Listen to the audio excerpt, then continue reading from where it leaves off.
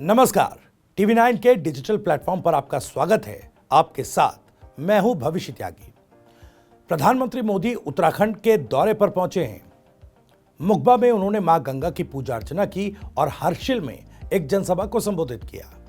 उन्होंने अपना भाषण गंगा मैया की जय से शुरू किया और गंगा मैया की जय पर ही भाषण को खत्म किया।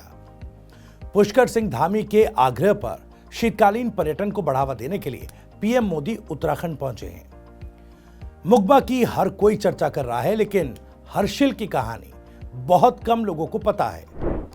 बहुत कम लोगों को यह मालूम है कि क्यों हर्षिल का नाम हर्षिल पड़ा।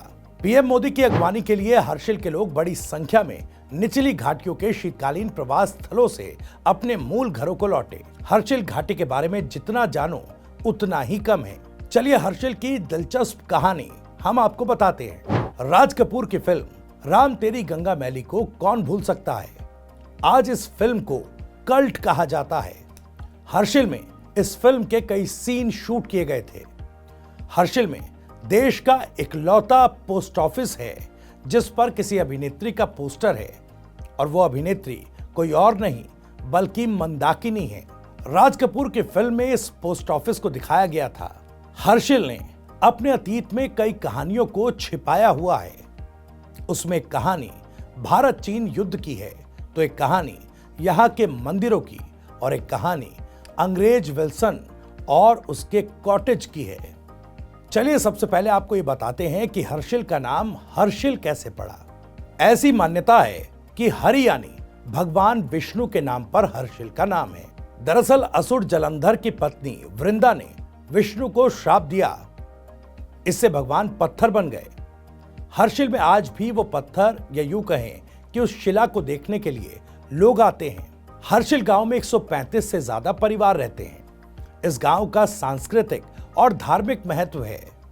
इसके साथ ही तिब्बत के साथ भी इस गांव का खास कनेक्शन है।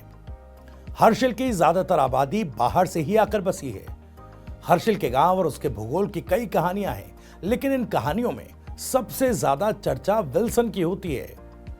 विल्सन एक अंग्रेज था जो पैसा कमाने के लिए ब्रिटिश भारत आया था। फ्रेडरिक विल्सन ब्रिटेन से कोलकाता आया था, लेकिन कुछ ऐसा हुआ कि आज हर्षिल की चर्चा उसके बगैर नहीं होती। फ्रेडरिक विल्सन एक गरीब परिवार का लड़का था जो ब्रिटेन से भारत आया था। विल्सन सेना में भर्ती होने आया था। विल्सन ने दलित परिवार की बेटी और बुआ से शादी कर ली थी, लेकिन ऐसा कहते हैं कि अफगान वॉर के बाद विल्सन की किस्मत बदल गई। अफगान वॉर में अंग्रेजों की बुरी हार हुई। इसमें 5 से 6 सैनिक ही बच पाए थे। विल्सन इनमें से ही एक था जो अपने हथियारों के साथ जम्मू कश्मीर से शिकार करते हुए उत्तराखंड आ पहुंचा था। विल्सन दरअसल एक सेफ जगह की तलाश में उत्तराखंड पहुंचा था, लेकिन एक अंग्रेज अफसर ने उसे पहचान लिया। झड़प में उस अफसर की हत्या हो जाती है। विल्सन पकड़ा जाता है। बाद में ब्रिटिश आर्मी उसका इस्तेमाल एक जासूस के तौर पर करने लगती है। उत्तराखंड में ऐसा भी कहा जाता है कि वो विल्सन ही था जिसने तात्या टोपे की मुखबिरी की थी।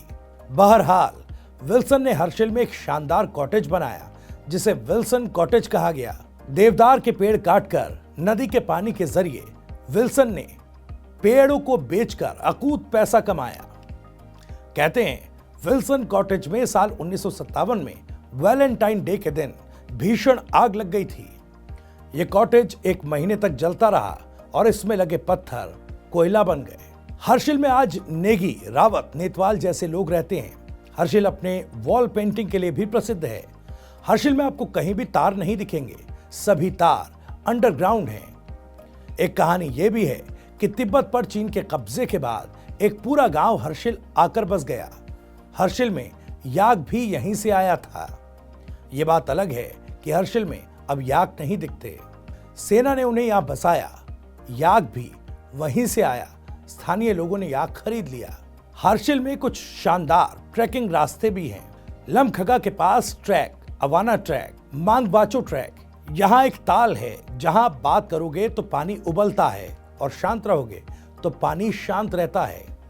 इसके अलावा भी यहाँ कई छोटे बड़े खूबसूरत ट्रैक हैं जिसके जरिए प्रकृति से बात की जा सकती है, प्रकृति के नजदीक खुद को महसूस किया जा सकता है। खैर, आपको ये वीडियो और जानकारी कैसी लगी कमेंट करके हमें ज़रूर बताइएगा। आप भी इस जानकारी और वीडियो पर कुछ कहना चाहते हैं तो कमेंट बॉक्स आपके लिए खुला है। अपनी बात, अपना सवाल, अपनी राय कमेंट बॉक्स के जरिए हम तक पहुंचा सकते हैं। और देश दुनिया की तमाम खबरों पर अपडेट रहने के लिए जुड़े रहिए टीवी 9 डिजिटल प्लेटफॉर्म के साथ।